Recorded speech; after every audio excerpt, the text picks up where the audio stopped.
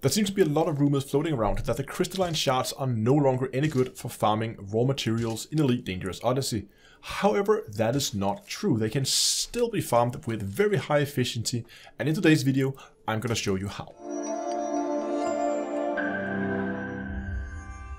Today's video is brought to you by GameGlass. With GameGlass you can take control of your ship using a tablet or a phone. You can try it out using some of the free pre-made shards, or you can also make your own custom shards and share them with the community through the built-in marketplace. So gone are the days where you have no more rooms for all your key bindings. On top of that, GameGlass also supports Star Citizen, so follow the link in the video description and try GameGlass for free, and use offer code DTEA to get 5% off any purchase. Hello ladies and gentlemen, welcome back to Elite Dangerous Odyssey. Today we're going to talk about raw material farming. In case you don't know the crystalline shards, these are a location that you can find. They're like 1500 light years outside the bubble. You can go to these, they will have small fragments on them you can shoot loose, and they will spawn high-end raw materials that you need for engineering.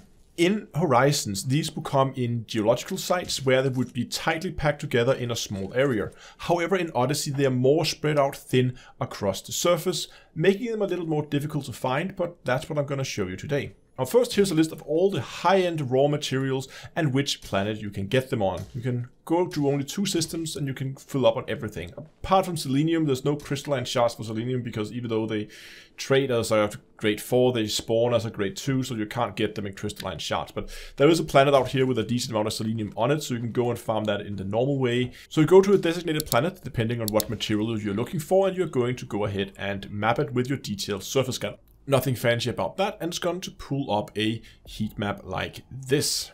Now what you're going to be looking for is not necessarily the darkest colors. You're actually more going to be finding areas that has more of a teal, light teal color. You can see kind of the area I'm moving into here. And as you move in closer to the planet, pay close attention when you exit out of Glide, because when you exit Glide, the heat map's going to disappear, and you will most likely be able to see that the area that was colored teal before has a different color, so there's a different texture on the ground in that area. Keep that in mind, because as we're going to be moving around the planet, you want to stay in the same colored areas. So if you suddenly move into another area, you're going to have a smaller chance of these things spawning. Now the planet I was on here, it was relatively easy. I could spot the shards from the ship, but even if you can't, I'll show you how you can locate them on the ground. Fly around, see if you can spot them from the air, and if you can't, just set it down anywhere. So in order to locate these, what you're going to do is you're going to need to use this Scarab SRV. Don't bring the Scorpion for this, because you need the radar. And down here on the radar, you will see there is a number of different signals indicated by different heights of the bottom of the radar. And of course, the lengthwise part of the radar is the direction the signal is in. If you want more information about how to use the SRV radar, I have a dedicated video where I go into a lot more detail about it. I'll be posting it in the description. You go down, pick that video up from there. But the signals you're looking for, basically there are 2 types of signals you will often see on the planet. You will see these signals that are kind of here in the middle. These will be the pressure globes, and these contain low-end materials. That's not what you're looking for. You can also see these higher signals that are up closer towards the top of the sensor.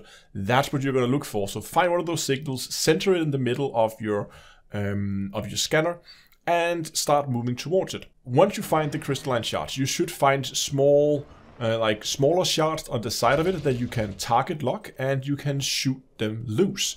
Once you shoot them loose, you will see that they spawn as a material. Depending again on what planet you're on, they will spawn as different materials as shown in the list earlier. Again, it's also in the description. And here's one of the misinformations. A lot of people have said that the shards no longer spawn high-end materials, they will now spawn low-end materials.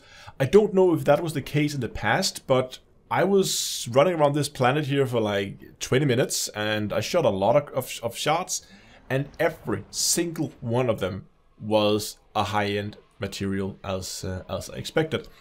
So if it did spawn low-end materials in the past, they don't anymore. Then must have been a bug that Frontier fixed at some point. And remember that I said in Horizon they were packed together in like very dense areas. You can still find areas like this in Odyssey. If you look at the area I found here, I found a very, very dense cluster of them, and if you go and look at the radar, you just see there's an absolute ton of them here. There's more than you can carry in your inventory, so you can definitely still find them, but even if you can't find these dense forests and clusters of shards, you can just go from like shard to shard by using the radar. I did find that sometimes it was difficult to shoot the fragments loose from inside the SRV turret. I mean, even though I felt like I was pretty well lined up with it, they just wouldn't move. And I found that in situations like that, it would often be beneficial for me to go out on foot and shoot the fragments loose with a handheld weapon, since they seem to sometimes have an easier time. Sometimes I couldn't get them loose with a handheld weapon, but it would work with the SRV. So if you have trouble with a specific fragment, just try with either weapon type and see if you can get it loose. If you found this video useful, I would really be happy if you would consider subscribing to the channel. I have a lot of informational videos about Elite, and there is going to be much more to come. Thanks a lot for watching, and until next time, I will see you guys in space.